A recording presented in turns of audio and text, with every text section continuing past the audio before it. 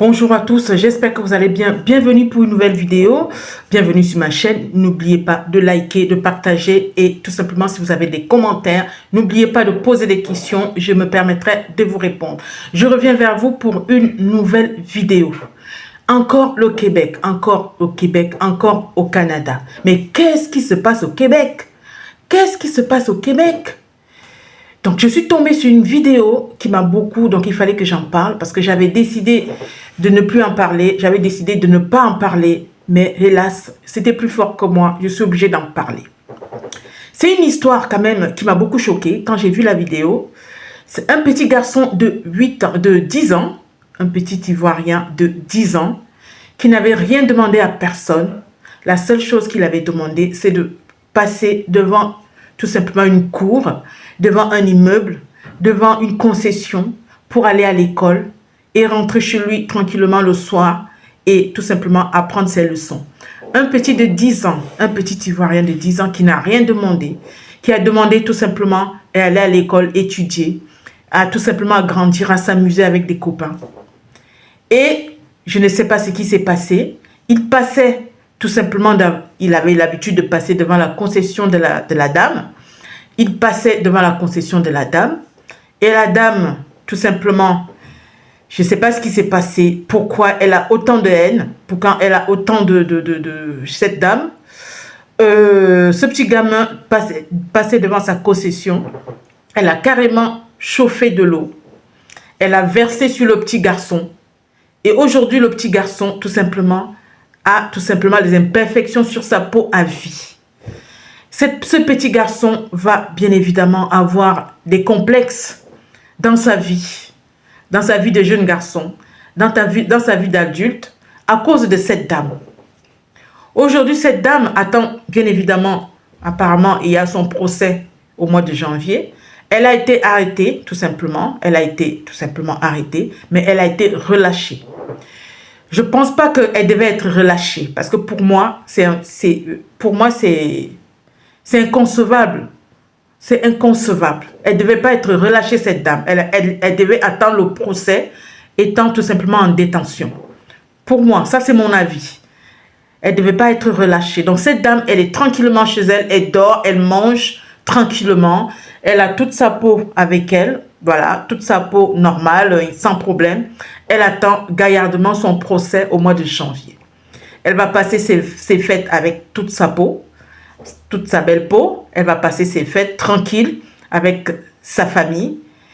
Et pendant ce temps, le petit gamin de 10 ans, qui n'a rien demandé, qui a demandé tout simplement à grandir, elle est à l'école, à être adulte par la suite, qui n'a rien demandé, va passer tout simplement sa fin d'année, va passer ses fêtes de fin d'année avec une peau complètement détruite.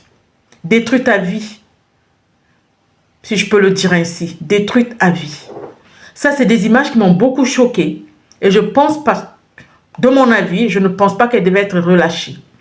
Je pense qu'elle devait rester jusqu'à son procès en détention, cette dame. Mais hélas, les choses ne font pas toujours comme on le souhaite. Cette dame a été relâchée. Je ne sais pourquoi. Elle a été relâchée. Elle va attendre son procès tout simplement chez elle, gaillardement, tranquille, sans problème, sans stress. Je vais vous laisser tout simplement regarder la vidéo. Vous allez vraiment être choqués. Où va le monde? Qu'est-ce qui se passe au Québec? Où va le monde? Il faudrait que ça change. Il faut vraiment que ça change, cette histoire. Je vais vous laisser regarder la vidéo et je vous dis à très bientôt.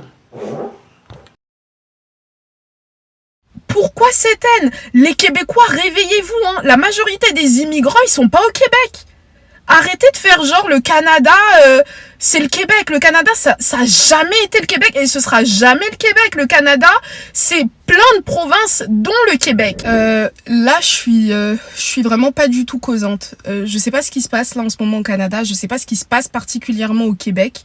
Mais il faut que ça cesse en fait. C'est vraiment du n'importe quoi. Déjà, je suis extrêmement exténuée parce que cette histoire d'Alexandra, etc., qui a tragiquement été terminée, on va dire ça comme ça m'a énervée. Je vais pas vous mentir, ça m'a énervée parce que toute cette histoire, en fait, elle fait énormément de peine. Bref, on met ça de côté. Maintenant, passons à l'histoire que je viens d'apprendre de ce petit Ivoirien de 10 ans qui a été brûlé vif par une Québécoise. L'histoire, elle est simple. Je vais vous mettre un extrait parce que moi, c'est toujours ce que je fais. J'aime bien mettre les extraits, comme ça on comprend tous la même chose, ou en tout cas, du moins, si je me suis trompée dans la compréhension, au moins vous allez avoir l'extrait original. Ce qui s'est passé, c'est qu'il y a une dame de plus de 40 ans, enfin dans la quarantaine, qui a décidé de brûler un jeune Ivoirien sortant de l'école. Pourquoi ?